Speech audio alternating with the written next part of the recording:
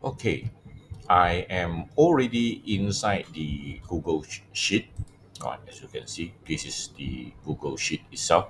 All right, and I zoom in so that it's easier for you to see. All right, otherwise, it will be at the 100%.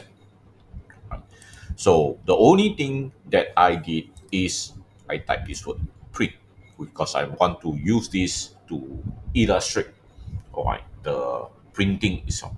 Now we all know in order to print, I will go to the file, print, and of course I have the shortcut which is the Control P for printing. Okay. But when I do a print, it will actually print on the top at the center. Right. Uh, what if I don't want it to be on the top? I want it to be in the exact center of the page. Well, if I want to do this, is actually at the formatting.